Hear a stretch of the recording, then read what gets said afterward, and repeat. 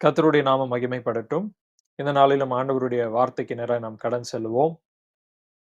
இன்றைக்கு நாம தியானிக்க இருக்கிற தியானத்தினுடைய தலைப்பு என்ன அப்படின்னு பார்த்தீங்கன்னா, தேவனுடைய ஆசீர்வாதம்.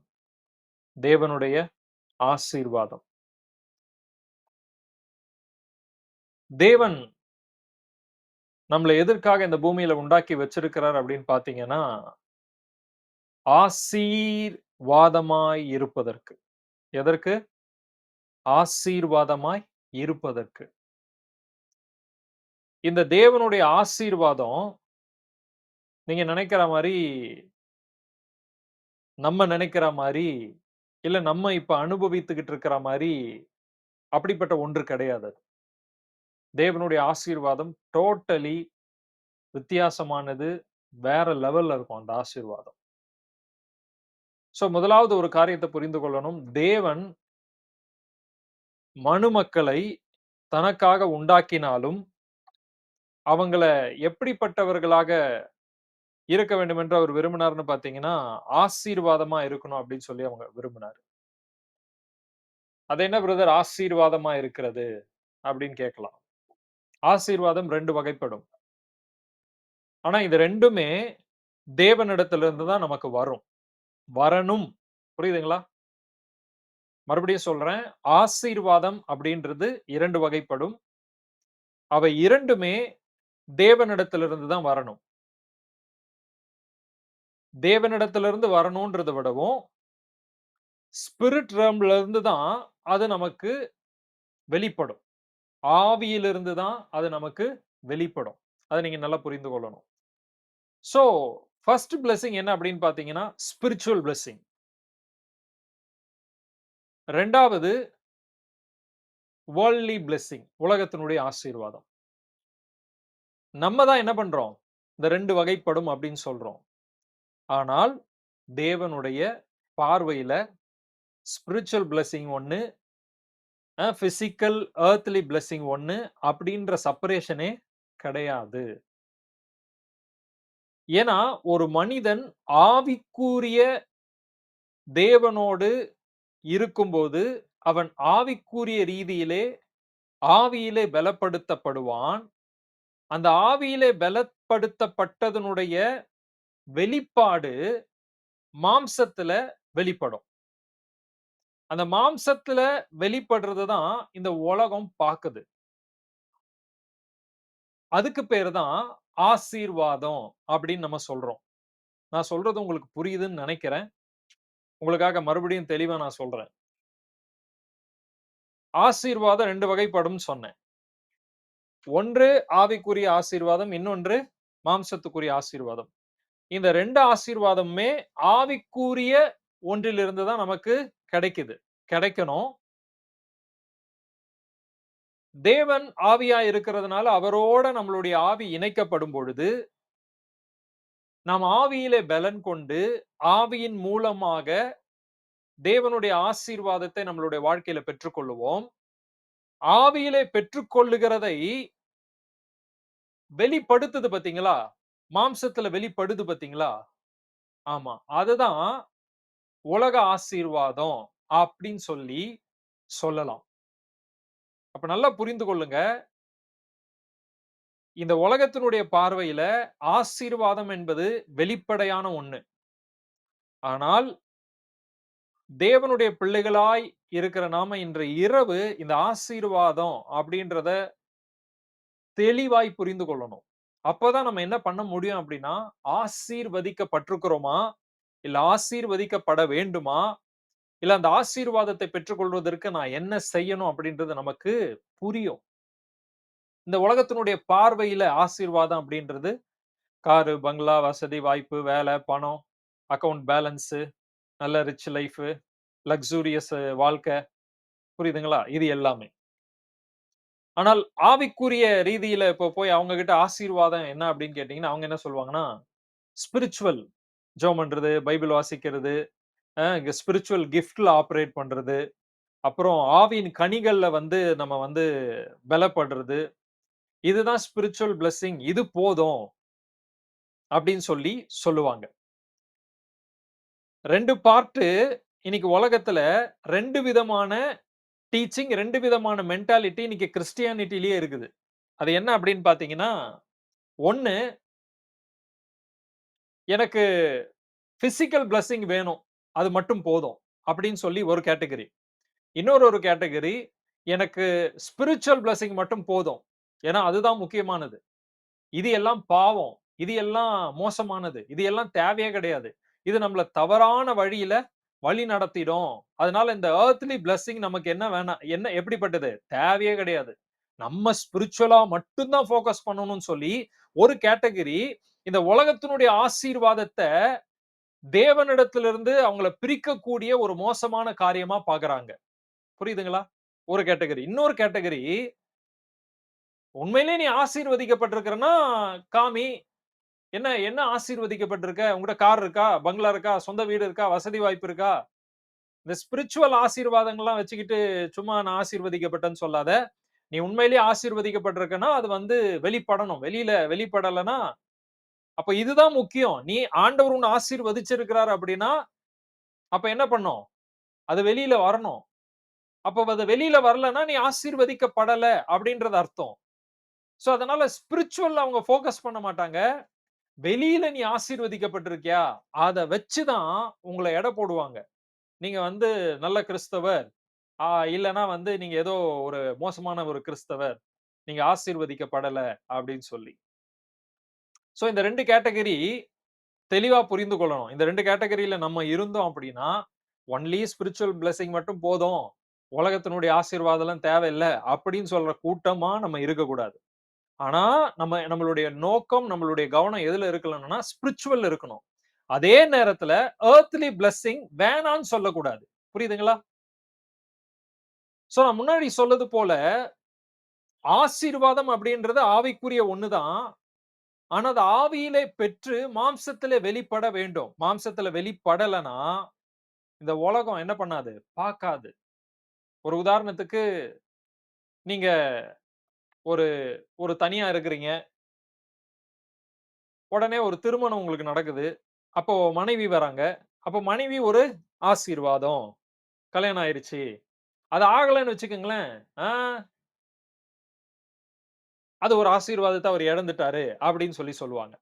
சரி கல்யாணம் ஆனதுக்கு அப்புறம் பிள்ளைங்க வேணும். பிள்ளைங்கள பெற்றெடுக்கிறது தான் ஆசீர்வாதம். 16ம் பெற்று பெருவாழ்வு வாழ்வுக அப்படின்னு சொல்லப்பட்டிருக்கு. பிள்ளைகள் கர்த்தரால் வரும் சுதந்திரம்னு சொல்லப்பட்டிருக்கு. அப்ப அது இல்லன்னு வச்சுக்கங்களேன், அது கிடைக்கலன்னு வச்சுங்களேன், நீ மலடு, நீ ஏதோ சாபம் இருக்குது, இப்படி இருக்குது, அப்படி இருக்குதுன்னு சொல்லி, அப்ப அந்த பிள்ளைகள் இருக்கிறது தான் ஆசீர்வாதம் அப்படின்னு சொல்லி, இதெல்லாம் நம்ம ஆளுங்க பிலீவ் பண்றத பத்தி பேசிக்கிட்டு இருக்கேன். சொல்லுவாங்க. சரி பிள்ளைங்க வந்ததுக்கு அப்புறம் நம்ம லைஃப்ல செட்டில் ஆகணும். பிள்ளைங்க செட்டில் ஆகணும். அதுதான் ஆசீர்வாதம் அப்படின்ற மாரி சொல்லுவாங்க. சோ நல்லா புரிந்து கொள்ளுங்க. இதுவும் முக்கியம், அதுவும் முக்கியம். ஆனா, இது எல்லாமே வெளியில வெளிப்பட்டா தான் இந்த உலகம் என்ன பண்ணும்? நீ ஆசீர்வாதமா இருக்க அப்படின்னு நம்பும். இன்னொன்னு, ஆவியில நீங்க ஆசீர்வதிக்கப்பட்டீங்கன்னா, வெளியில அது வெளிப்படாம இருக்காது. ஒரு உதாரணத்துக்கு ஒரு ஒரு கன்சீவ் ஆன ஒரு பெர்சன் வந்து எப்படி வந்து அந்த பிள்ளைய வெளியில கொண்டு வருவாங்களோ, வெளிப்படுமோ, அதுபோல தேவனுடைய ஆசீர்வாதத்தை எவனுமே மறைச்சு வைக்க முடியாது. அது வெளிப்பட்டே தீரும். புரியுதுங்களா? ஆனா நம்மளுடைய ஃபோக்கஸ் எதுல இருக்கணும் அப்படின்னு சொல்லி நாம பலமுறை பேசியிருக்கிறோம். ஆவிக்குரிய தேவனோட உறவுல தான் நம்மளுடைய ஃபோக்கஸ் இருக்கணும். அத மட்டும் நம்ம ஃபோக்கஸ் பண்ணிட்டே இருப்போம். இதுல ஆட்டோமேட்டிக்கா உங்களுக்கு உயர்வு, கனம், செழிப்பு, மாற்றம், மறுரூபம், பணம் எல்லாமே வரும். ஆனா இது வேணாம், இது பாவம், இது எனக்கு வந்து தேவன விட்டு என்ன பிரிக்குது அப்படின்ற மாரி என்ன பண்ணிற கூடாது. அந்த கண்ணோட்டத்துல அத பார்த்தீங்க அப்படின்னா, அந்த ஆசீர்வாதம் உங்களுக்கு வராது. ஏன்னா ஆசீர்வாதம் ஒரு ஒரு உங்களுக்கு புரியிற மாரி அது ஒரு பிளெஸ்ஸிங். அந்த பிளெஸ்ஸிங்க நீங்க விரும்பினா தான், அந்த பிளெஸ்ஸிங்க நீங்க அக்செப்ட் பண்ணா தான் உங்களுக்கு அது வரும். இல்ல அது என் கடவுள்கிட்ட இருந்து என்ன பிரிக்கக்கூடிய ஒரு மோசமான ஒரு விஷயம், ஆசீர்வாதம் அப்படின்னு நெனச்சீங்கன்னா வராது. புரியுதுங்களா? சோ நல்லா புரிந்து கொள்ளுங்கள். இது பேசிக்ஸ். சோ தேவனுடைய பிள்ளைகள் ஆசீர்வாதமா இருக்க வேண்டும் என்று தேவன் விரும்புகிறார். மனுக்குலத்தை உண்டாக்கினதே அவர்கள் ஆசீர்வாதமா இருந்து, தேவனை துதித்து, தேவன் கொடுக்கிற சகல நன்மைகளை அனுபவித்து, புரியுதுங்களா? அந்த அனுபவத்திலிருந்து, மகிழ்ச்சியிலிருந்து நீங்க கர்த்தர துதிச்சீங்கன்னு வச்சுக்கங்களேன், அது வேற மாதிரியான ஒரு வொர்ஷிப்பா இருக்கும். புரியுதுங்களா? ஒரு உதாரணத்துக்கு, சாப்பாடே இல்லாதவன் சாப்பாடே இல்லாதவன் 10 நாள் சாப்பிடாதவன் ஒரு வொர்ஷிப் பண்றதுக்கும், நல்லா சாப்பிட்டுட்டு வொர்ஷிப் பண்றவனுக்கும் உள்ள வித்தியாசம் என்ன? பார்த்தீங்க அப்டின்னா, வேற லெவல்ல இருக்கும். அதே மாதிரி தான் புரிந்து கொள்ளுங்க. தேவனுடைய ஆசீர்வாதம், தேவனுடைய நன்மைய நம்ம பெற்றுக்கொள்ளாம, குறைவுல இருந்து கடவுள ஆராதிக்கிறதுக்கும், குறைவுல இருந்து நம்ம கடவுள நம்புறதுக்கும், நிறைவில் இருந்து அவர துதிக்கிறதுக்கும் வித்தியாசம் இருக்கிறது. இன்னைக்கு இந்த விஷயம் வந்து மிஸ் ஆயிருது. என்ன அப்டின்னா, ஆண்டவர் வந்து நெறைய பேர ஆசீர்வதிக்கணும்னு நெனைக்கிறாரு. ஆனா, அவங்க என்ன நெனைக்கிறாங்க, நம்ம ஆசீர்வதிக்கப்பட்டுட்டோம் அப்டின்னா, பெரிய ஆள் ஆயிட்டோம் அப்டின்னா, நம்ம வந்து நல்ல பெரிய, பெரிய லெவலுக்கு போக ஆரம்பிச்சுட்டோம் அப்டின்னா, நம்ம என்ன பண்ணிருவோம்? கடவுள் இந்த இதுவெல்லாம் விட்டுட்டு வேற பக்கம் திரும்பிருவோம் அப்டின்றதுனாலயே சில பேர் என்ன பண்ண மாட்றாங்கன்னா, அந்த அ எர்த்லி பிளெஸ்ஸிங் ஆசீர்வாதத்த அவங்க வந்து விரும்புறது கிடையாது. ஆனா ஒண்ணு சொல்றேன், நீங்களும், நானும் ஆசீர்வாதமா இருப்பதற்காக தேவனால் உண்டாக்கப்பட்டிருக்கிறோம். அடிச்சு சொல்றேன். அதுல எந்த மாற்றமும் கிடையாது. ஆசீர்வாதமா இருக்கிறதுக்காக தேவன் நம்மள உண்டாக்கி வைத்திருக்கிறார். புரியுதுங்களா? சோ, இன்று இரவு நம்ம பார்க்க போறது என்ன அப்படின்னு பார்த்தீங்கன்னா, தேவன் நம்மை ஆசீர்வதிக்கும்படியாக விரும்புகிறார். நாம் ஆசீர்வாதத்தை பெற்றுக்கொள்வதற்காகவே உருவாக்கப்பட்டிருக்கிறோம். அ அதை குறித்து நம்ம பார்க்க போகிறோம். சோ, என்னோடு சேர்ந்து எடுத்துக்கொள்ளுங்கள். ஆதியாகமத்தின் புஸ்தகம் 1ஆம் அதிகாரம். புரியுதுங்களா? 1ஆம் அதிகாரத்துல 27வது வசனம். தேவன் தம்முடைய சாயலாக மனுஷனை சிருஷ்டித்தார். அவனை தேவ சாயலாகவே சிருஷ்டித்தார். ஆணும் பெண்ணுமாக அவர்களை சிருஷ்டித்தார். அப்படின்னு போட்டிருக்கு. 28ல சொல்றாரு, நீங்கள் பலுகி பெருகி பூமியை நிரப்பி அதை கீழ்ப்படுத்தி சமுத்திரத்தின் மச்சங்களையும் ஆகாயத்து பறவைகளையும் பூமியின் மேல் நடமாடுகிற சகல ஜீவ ஜந்துக்களையும் ஆண்டு கொள்ளுங்கள் என்று சொல்லி தேவன் அவர்களை ஆசீர்வதித்தார். அப்ப நல்லா புரிந்து கொள்ளுங்க. இங்க இங்க வசனம். இதுதான் எர்த்ல காட் வந்து மனுஷனை பிளஸ் பண்ண ஃபர்ஸ்ட் பிளெஸிங். புரியுதுங்களா? சோ நம்ம தேவனுடைய ஆசீர்வாதத்த பெற்றவர்களா இருக்கிறோம். ஏன்னா, நம்ம ஆசீர்வாதமா இருக்கணும் அப்படின்றது தேவனுடைய விருப்பம். தேவனுடைய விருப்பம். அதனால வந்து நல்லா புரிந்து கொள்ளுங்க. நீங்களும் நானும் உருவாக்கப்பட்டதே தேவனுடைய ஆசீர்வாதத்திலே வாழுவதற்காக உருவாக்கப்பட்டிருக்கோம். யாருடைய ஆசீர்வாதத்துல? தேவனுடைய ஆசீர்வாதத்துல. அதனால தான் டாபிக் வந்து என்னது? தேவனுடைய ஆசீர்வாதம். சோ இந்த தேவனுடைய ஆசீர்வாதத்த குறித்து இந்த வாரங்களே கர்த்தருக்கு சித்தமானால் தெளிவாக புரிந்து கொள்ள போறோம். புரியுதுங்களா? டே பை டே நமக்கு காட் என்னென்ன டீச் பண்றாரோ, அத எல்லாத்தையும் நம்ம புரிந்து கொண்டு, இந்த இந்த மாதம் அந்த தேவனுடைய ஆசீர்வாதத்திலே நாம் பலுகும்படி, பெருகும்படி, வாழ்க்கையிலே உயரும்படி, நம்ம மைண்ட்ல இருக்கிற பிளாக்ஸ் எல்லாம் ரிலீஸ் ஆகும்படி பரிசுத்த ஆவியானவர் உதவி செய்வாராக. சோ ஆதாமையும் ஏவாளையும் தேவன் வந்து மனுஷன் உருவாக்கும் மனு குலத்தை உருவாக்குனாலும், அவங்கள தனக்காக உண்டாக்குனாலும், அவங்கள என்ன பண்றாரு அப்படின்னு பார்த்தீங்கன்னா, ஆசீர்வதிக்கிறாரு. எப்படி ஆசீர்வதிக்கிறார்ன்னு பார்த்தீங்கன்னா, தேவனுடைய ஆசீர்வாதம் அவங்க மேல எப்படி வந்துச்சு அப்படின்னா, எப்படிப்பட்ட ஆசீர்வாதத்தை அவர்கள் பெற்றிருக்கிறார்கள் அப்படின்னு பார்த்தீங்கன்னா, பலுகி பெருகி பூமியை நிரப்பி அதை கீழ்ப்படுத்தி சமுத்திரத்தின் மச்சம் ஆகாயத்து பறவை பூமியின் மேல் the whole earth டாமினேட் பண்ணும்படியா the whole earth take care பண்ணும்படியா the whole earth பிளஸ் பண்ணும்படியாக பிளஸ்ஸிங்காக இருக்கும்படியாக தேவன் மனுக்குலத்தை உண்டாக்கினார். நல்லா புரிந்து கொள்ளுங்க. சோ நீங்க ஆசீர்வாதமா இருக்கணும். நீங்க நல்லா இருக்கணும். நீங்க பெருகணும். நீங்க வந்து சிறந்தவர்களாக இருக்கணும். நீங்க கீழான நிலைமையில இருக்கக்கூடாது. மேலான நிலைமையில இருக்கணும். நீங்க சகலத்தையும் ஆளணும். அப்படி என்பது பரலோகத்துல இருக்கிற நம்ம பிதாவினுடைய டிசையர். ஹார்ட்ல இருக்கிற டிசையர். புரியுதுங்களா? ஆனா இன்னைக்கு தேவனுடைய பிள்ளைகள் எல்லா இடத்திலயும் எப்படி இருக்கிறாங்க? எப்படிப்பட்டவர்களா இருக்கிறாங்க பார்த்தீங்கன்னா, அடிமை மாரி இருக்கிறாங்க. ஒருத்தனுக்கு பயந்து இருக்கிறாங்க. இது நடக்குமா, நடக்காதா தெரியலையே! அப்படின்னு சொல்லி கலங்கிக்கிட்டு இருக்கிறாங்க. இது நடந்துருச்சுன்னா என்ன பண்றதுன்ற பயந்து பயத்துல இருக்கிறாங்க. நல்லா புரிந்து கொள்ளுங்க. இன்று இரவு நீங்கள் தேவனுடைய பிள்ளைகள். நீங்க யாருக்கும் அடிமை கிடையாது. எதுக்கும் அடிமை கிடையாது. புரியுதுங்களா? அந்த அந்த அந்த மென்டாலிட்டிக்குள்ள வாங்க. நீங்க ஆசீர்வதிக்கப்பட்டிருக்கிறதற்காகவே தேவனால உருவாக்கப்பட்ட ஜனம். அப்படின்ற அந்த மென்டாலிட்டிக்குள்ள என்ன பண்ணுங்க? வந்துருங்க. அப்பதான் நீங்க அந்த ஆசீர்வாதத்த பெற்றுக்கொள்ள முடியும். புரியுதுங்களா? சோ இங்க அவங்களுக்கு ஆண்டவர் கொடுக்கிற ஆசீர்வாதம் என்ன? அப்படின்னு சொல்லி நம்ம பார்த்தோம். தேவன் அவங்கள ஆசீர்வதித்தார். என்ன சொல்லி ஆசீர்வதிச்சாரு? அப்படின்னு பார்த்தீங்கன்னா, அதெல்லாம் நம்ம வாசிச்சோம். அந்த ஆசீர்வாதம் எல்லாம் அவங்க மேல வந்துருச்சு. அப்போ அந்த ஆசீர்வாதம் வெளிப்படணும். என்ன படணும்? வெளிப்படணும். சோ பலுகி பெருகணும். அதுதான் காட்ஸ்னுடைய ஃபர்ஸ்ட் டிசையர். பிள்ளைகளை பெற்றெடுத்து பரிசுத்த சந்ததி இந்த பூமியில உருவாக்கப்படணும் அப்படின்றது தேவனுடைய டிசையரா இருந்துச்சு. அதனால தான் நீங்க பலுகி என்ன பண்ணுங்க? பெருகுங்க. 2 பேரா இருக்கிறீங்களா? பிள்ளைகள் பெற்று என்ன பண்ணுங்க? பெருகுங்க. அப்படி என்று சொல்லி மனுஷனுக்கு அத குடுக்குறாரு. பூமிய நிரப்புங்கன்னு சொல்றாரு. த ஹோல் அ எர்த் வந்து தேவனுடைய பரிசுத்த பிள்ளைகளால நிரப்பப்படணும். தேவனை அறிந்த தேவனுடைய பிள்ளைகளினால இந்த உலகம் நிரப்பப்படணும் அப்படின்றது பிதாவினுடைய, தேவனுடைய, தகப்பனுடைய இருதயத்தினுடைய வாஞ்சையா இருந்தது. அப்புறம் இந்த பூமியில இருக்கிற எல்லாத்தையும் நீ ஆளணும். எல்லாம் உனக்கு கீழ இருக்கணும். ஒரு உதாரணத்துக்கு சிங்கம், புலி, கரடி, அ மிருக ஜீவன்கள் வாட்டெவர் என்னுடைய கிரியேஷன் எல்லாமே உனக்கு கீழ தான் இருக்கணும். நீ தான் அத ஆளணும். நீ தான் அத வந்து பார்த்துக்கணும். நீ தான் அதுக்கு தலைவனா இருக்கணும். நீ தான் அதுக்கு தேவையானதெல்லாம் சப்ளை பண்ணணும். யூ ஆர் த புரொவைடரா இருக்கணும். ரிசீவரா இருக்கக்கூடாது. கிவ்வரா இருக்கணும். நல்லா புரிந்து கொள்ளுங்க.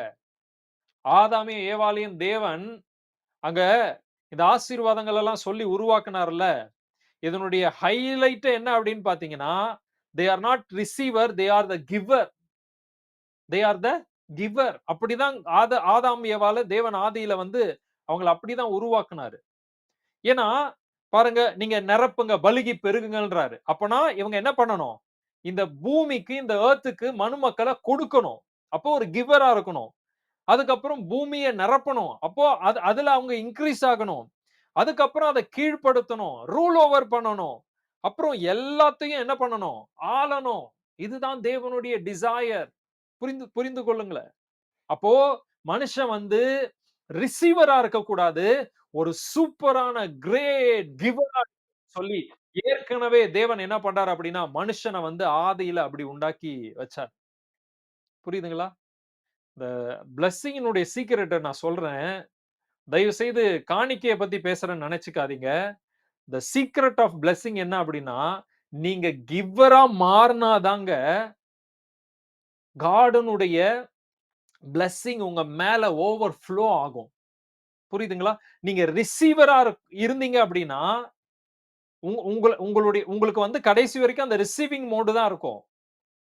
கிவிங் மோடு இருக்காது. நீங்க கிவ்வரா மாறணும். அது நல்லா புரிஞ்சுக்குங்க. நான் அத பத்தி தெளிவா ஒரு எப்படி வந்து கிவ் பண்ணணும், என்ன மாரி கிவ் பண்ணணும், எந்த இடத்துல கிவ் பண்ணணும், அதெல்லாம் நம்ம கர்த்தருக்கு சித்தமானா, ஒரு நாள் வந்து அத நம்ம எடுப்போம். இப்பொழுதைக்கு இத நல்லா புரிந்து கொள்ளுங்க. ஆதாமையும், ஏவாளையும் தேவன் இந்த பூமியை ஆசீர்வதிக்கிற, இந்த பூமிக்கு கொடுக்கிற, இந்த பூமியை நன்மையினால் நிரப்புகிற ஒரு சந்ததியாக ஆசீர்வதித்தாரு. They are the great giver. அவங்க லைஃப இந்த எர்த்க்காக கொடுக்கக்கூடிய ஒரு கிவரா காட் என்ன பண்றாரு? ஃபேமிலிய பிளெஸ் பண்றாரு. சோ இது எல்லாமே காட் குடுத்த பிளெஸ்ஸிங். ஆனால் இந்த ஆசீர்வாதத்தை பெற்றுக்கொள்வதற்கு முன்பதாகவே தேவனுடைய எல்லா ஆசீர்வாதத்தையும் மனுஷன் இழந்து போய்ட்டான். நல்லா புரிந்து கொள்ளுங்க. எனிமிக்கு நல்லா தெரிஞ்சிருச்சு. இவங்க பயங்கரமா பலுகி பெருகப் போறாங்க. இவங்க பெருகுனாங்கன்னா நம்ம கதை அவ்வளவுதான். இன்னொன்னு இவங்க கீழ்ப்படுத்தி ஆளுகை செய்யறதுக்காக ஆண்டவர் உருவாக்கி வச்சிருக்கிறாராம். அப்போ என்ன என்ன நடக்கும்?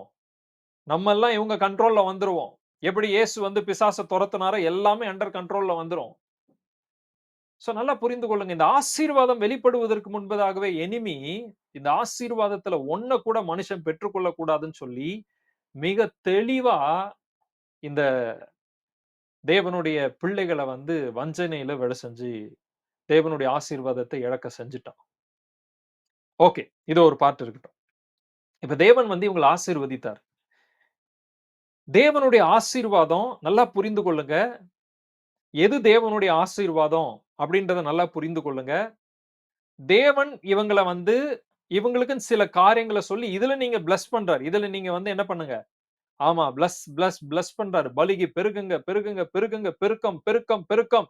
அப்படியே ப இன்கிரீஸ் ஆயிட்டே இருங்கன்னு சொல்லி காட் என்ன பண்றாரு? அவங்கள பிளெஸ் பண்றாரு. ஆனால், இன்னொரு பக்கம் நல்லா புரிந்து கொள்ளுங்க. அவங்கள பிளெஸ்ஸரா மாத்துனாலும், கிவ்வரா மாத்துனாலும், அவங்களுடைய சோர்ஸ் யாரா இருந்தாங்க அப்படின்னு பார்த்தீங்கன்னா, காட். காட் தான் அவங்களுடைய சோர்ஸா இருந்தாரு.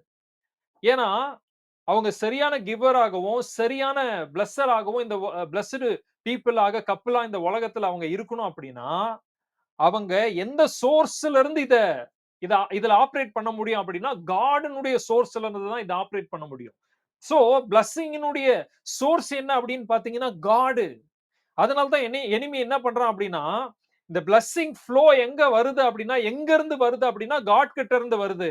சோ, மனுஷன் கடவுளோட இணைஞ்சிருந்தா தானே இவன் வந்து பிளெஸ்ஸிங்ல ஃப்ளோ ஆக முடியும். அதனால அந்த உறவ கட் பண்ணிட்டோம் அப்படின்னா, பிளெஸ்ஸிங் ஃப்ளோ ஆகாதே அப்படின்னு சொல்லி எனிமி சோ ஆசீர்வாதத்தை தடை செய்வதற்கு, ஆசீர்வாதமாய் கிவ்வராய் இருக்க வேண்டிய நம்மை தேவனுடைய உறவில் இருந்து என்ன பண்றான்? பிரிச்சிடுறான். இதுதாங்க நடந்துச்சு. நல்லா புரிந்து கொள்ளுங்க. அப்ப தேவனுடைய உறவு நமக்கு சரியான சப்ளே. சாதாரண சப்ளே கிடையாதுங்க. பயங்கரமான காட்ஸ் பிளெஸ்ஸிங், காட்ஸ் சப்ளே இருக்கு பாத்தீங்களா? வேற லெவல் அது. வேற லெவலு. வேற லெவல் அந்த blessing. God's supply, God's blessing என்பது வேற லெவலு. சிம்பிளா உங்களுக்கு நான் சொல்லி புரிய வைக்கிறேன் இன்று இரவு. மனுஷன உண்டாக்கிட்டாரு. மனுஷன உண்டாக்குன உடனே அவன கூட்டு வராரு. அவனுக்கு என்ன வேணும்? ஒரு மனுஷனுக்கு என்ன வேணும்? சாப்பிடறதுக்கு சாப்பாடு, குடிக்கிறதுக்கு தண்ணி, தங்குறதுக்கு இடம். இது 3 முக்கியமா? சோ ஃபர்ஸ்ட் காட் என்ன பண்றாரு அப்படின்னா, இவன உருவாக்கிட்டு, அவன கூட்டு ஏதேன் அப்படின்ற ஒரு தோட்டத்துல, அவன் உருவாக்கப்பட்ட இடம் வேற. ஆனா அவன கொண்டு வந்து ஏதேன் தோட்டத்துக்குள்ள அவர் என்ன பண்றாரு? வைக்கிறாரு. அதாவது அவன் தங்குவதற்கு ஒரு நல்ல வீட்டை, ஒரு வாசஸ்தலத்தை, ஒரு நல்ல தோட்டத்தை அவனுக்கு உண்டாக்கி கொடுக்கிறாரு. மறுபடியும் சொல்றேன் நல்லா புரிந்து கொள்ளுங்க. இது அவனுடைய ஆசீர்வாதம் கிடையாது. அந்த ஆசீர்வாதத்தை எப்படி சொல்றதுன்னா, நிறைவேற்றி முடிப்பதற்கு காடு அவனுடைய பேசிக் நீட்ஸ் என்ன பண்றாருன்னா சந்திக்கிறாரு. இப்போ உலகத்துல சொந்த வீடு வாங்குறது வந்து பெரிய ஆசீர்வாதம். தயவு செய்து ஒரு சொந்த வீடு வாங்கிருங்க. நாங்க இந்த இந்த இந்த வீட்டுக்கு வாடகைக்கு வரும்போது, எங்களுக்கு சொன்ன ஆலோசனை என்ன அப்டின்னா, "ஒரு மாசம் நீங்க 25,000 குடுக்குறீங்களே, இதுக்கு அழகா ஒரு லோன போட்டுட்டு என்ன பண்ணலாம்?" அப்டின்னு சொல்லிட்டு ஸ்பிரிச்சுவல்ல இருக்கிற நெறைய பேர் கடனே வாங்கக்கூடாதுன்ற ஒரு கொள்கையில நான் வாழ்ந்துகிட்டு இருக்கிறேன். அப்ப எனக்கு வந்த ஆலோசனை வந்து இப்டிதான். என்ன ஆலோசனை? இந்த 25,000 லோன் கட்டுனீங்கன்னா, அப்படியே ஒரு சொந்த வீடு உங்களுக்கு சொந்தமாயிரும்ல அப்டின்றது. ஆனா கடனே வாங்காம வாழணும்ல. அதுதானே வந்து நம்மளுடைய ஏன்னா நீயோ கடன் கொடுப்பாய்ன்னு அவரு சொல்லியிருக்கிறாரு. அப்புறம் நான் எப்படி கடன் வாங்குறது? அது ஒரு எப்படி அதுலருந்து கடவுள் என்ன காப்பாத்துனாரு, எப்படி அந்த அ சத்தியத்துல என்ன நிக்க வச்சாருன்னு உங்களுக்கு ஒரு நாள் சொல்றேன். அதெல்லாம் வந்து ரொம்ப மிக முக்கியமானது. சபைன்னு வரும்போது அந்த பிரச்சனையெல்லாம் ஃபேஸ் பண்ண வேண்டியது இருக்கும். அது நடந்துறக்கூடாதுன்னு சொல்லி அத நான் உங்களுக்கு இன்னொரு நாள் சொல்றேன். பட் பாருங்க,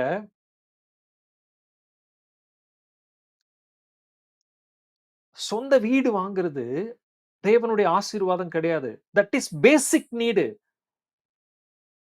மறுபடியும் சொல்றேன் நல்லா புரிந்து கொள்ளுங்க. தேவனுடைய ஆசீர்வாதம் இருந்தா தான் சொந்த வீடு வாங்க முடியும் நம்ம யோசிக்கிறோம். என்னது யோசிக்கிறோம்? சொந்த வீடு வாங்கணும்னு யோசிக்கிறோம். நான் வந்து கடந்த ஒரு 1 மாசமா இப்படிதான் ஜெபம் பண்ணேன். ஆண்டவரே! ஒரு கார் பார்க்கிங்க்கு இடம் இல்லையேப்பா! லோன்னு அலையிறோமே! தேவையில்லாம காசு குடுக்குறோமே! ஒரு சொந்த வீடு இருந்தா எவ்வளவு நல்லா இருக்கும். அப்படின்னு சொல்லி ஆண்டவர்ட்ட கேட்டுக்கிட்டே இருக்கிறேன். நான் எப்ப கேட்டாலும் அவர் வந்து நோன்னு சொன்னதே கிடையாது. சொல்லவும் மாட்டார்.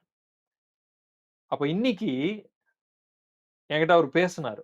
வார்த்தையின் மூலமா, வசனத்தின் மூலமா சொல்ட்டாரு. "உனக்கு நிலமும் கிடையாது. உனக்கு உன் பேர்ல உனக்குன்னு ஒண்ணுமே கிடையாது." அப்படின்னு சொல்ட்டாரு. அது கொஞ்சம் சேடா இருந்தாலும், அடுத்தது ஒண்ணு சொன்னாரு பாருங்க.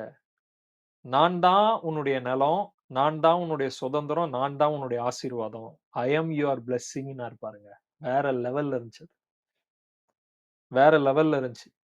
"உனக்கு சொந்த வீடு வாங்கணும்னு நீ நினைக்காதப்பா. ஐ அம் யுவர் பிளெஸ்ஸிங். நான் தான் உனக்கு சொந்த வீடு. நானே உனக்கு சொந்த வீடா இருக்கிறேன். நீ அதெல்லாம் ஃபோக்கஸ் பண்ணாத." நல்லா புரிந்து கொள்ளுங்க. இங்க ஆதாமுக்கு ஆசீர்வதித்தாரு. எப்படி ஆசீர்வதித்தாருன்னு நம்ம வாசிச்சோம். ஆனா அந்த ஆசீர்வாதத்துல அவன் ஆப்பரேட் பண்றதுக்கு அவனுக்கு என்னென்ன வேணுமோ, அத எல்லாத்தையும் காட் புரொவைட் பண்ணாரு. காட் புரொவைட் பண்றது ஆசீர்வாதம் கிடையாது. நல்லா புரிஞ்சுக்குங்க. அதுதான் சொல்றேன் உங்களுக்கு.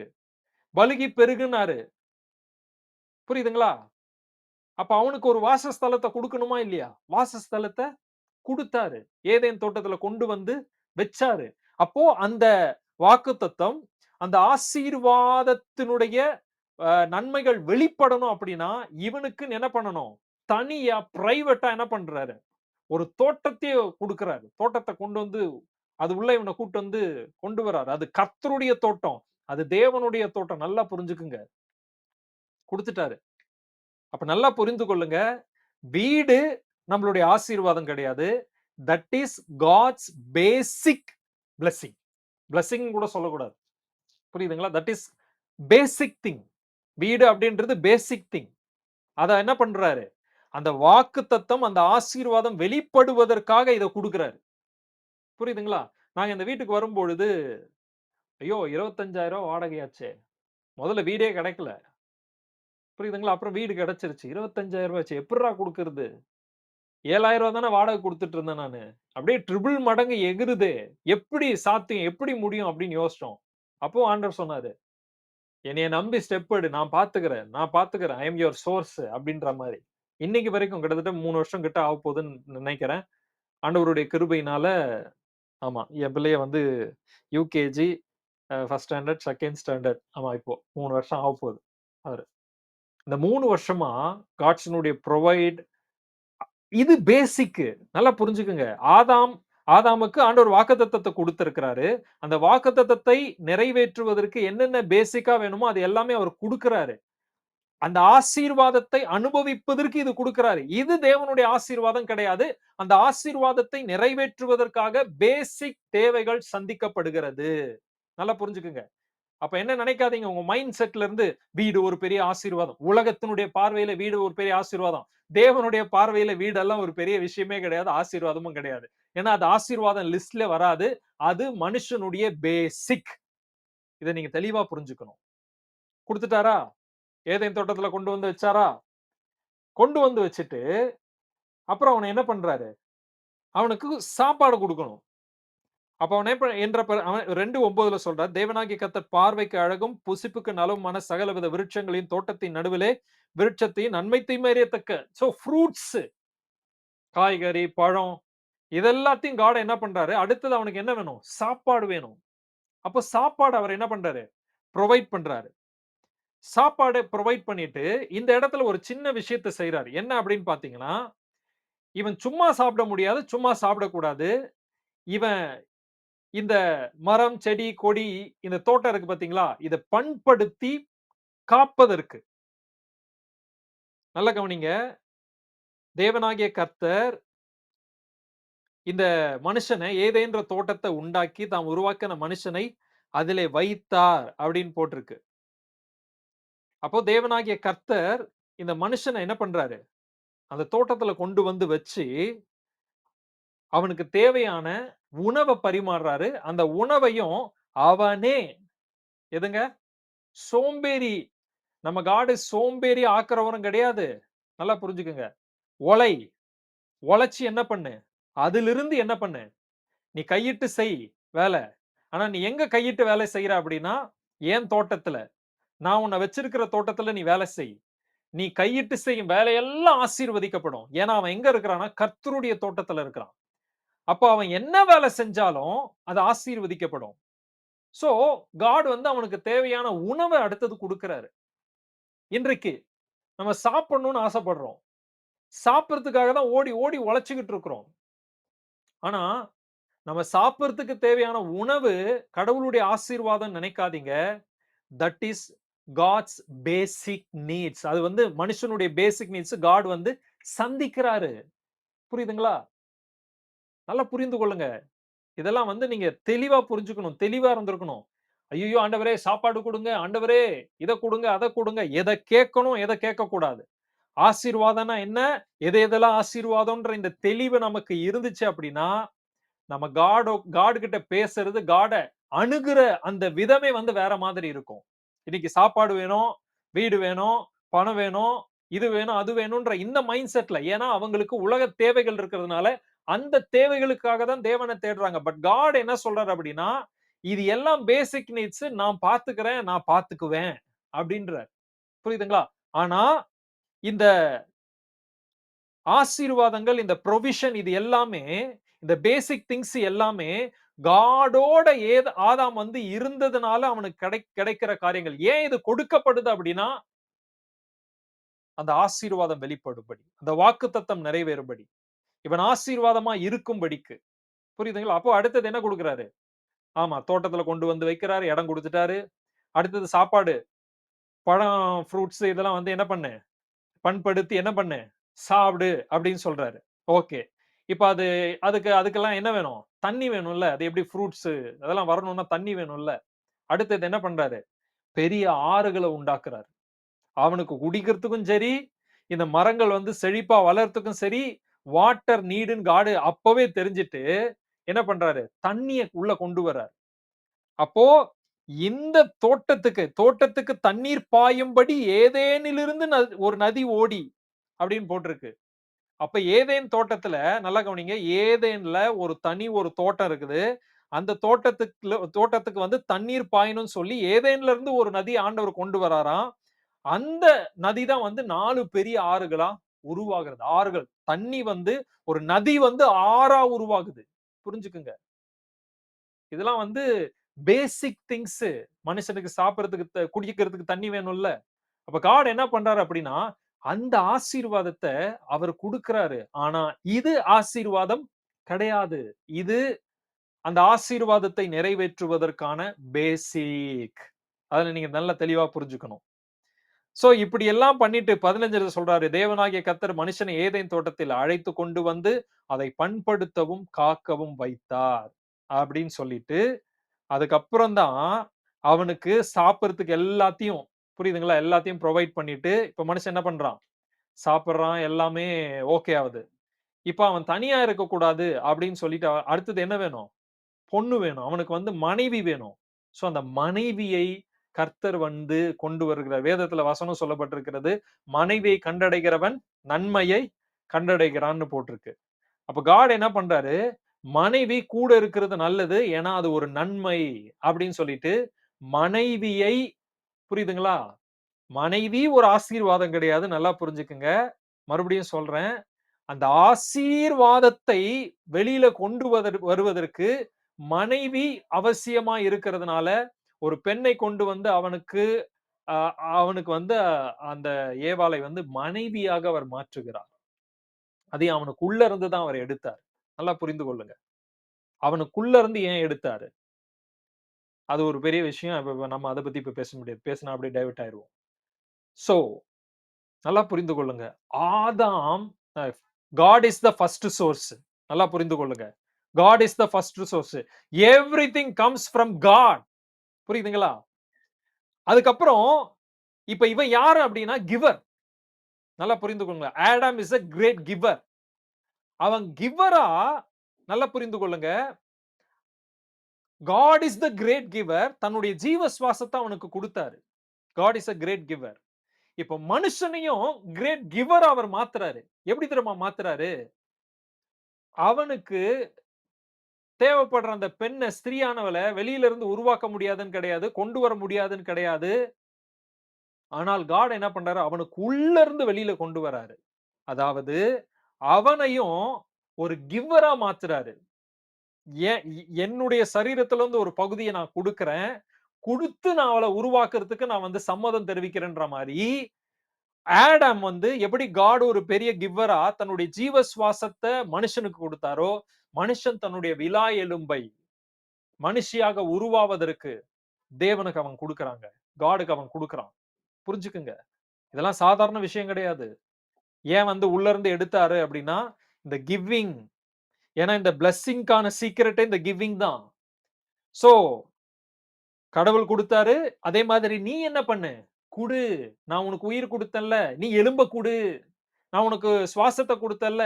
உன் விலா எலும்ப எடுத்து குடு அப்டின்னு சொல்லி காட் என்ன பண்றாரு அப்டின்னா, அதிலிருந்து மனுஷன் தேவன் கொடுத்திலிருந்து உருவானவன் மனுஷன். மனுஷன் கொடுத்ததிலிருந்து உருவானவள் தான் ஏவாள், பெண். நல்லா புரிந்து கொள்ளுங்க. இது எல்லாமே பிளெஸ்ஸிங். இந்த பிளெஸ்ஸிங்க ஃபுல்ஃபில் பண்றதுக்கு இந்த கிவிங் வந்து காட் வந்து இனிஷியேட் பண்றாரு ஜெனிசிஸ்ல. சோ நமக்கு நேரம் முடிந்தது. நான் இதோடு முடிக்க விரும்புகிறேன். அப்படியே போனா போயிட்டே இருக்கலாம். But I am going to finish that. நாளைய தினத்துல நம்ம வந்து கன்டின்யூ பண்ணுவோம். சோ ஒரு விஷயத்த நல்லா புரிந்து கொள்ளுங்க. தெளிவா இருங்க. சாப்பாடு வேணும், தண்ணி வேணும், தங்குறதுக்கு இடம் வேணும். This is the basic things. இது ஆசீர்வாதம் அல்ல. ஆசீர்வாதம்ன்றதே வேற. புரியுதுங்களா? அத நம்ம வந்து தொடர்ந்து நம்ம பார்ப்போம். நாளை காலையில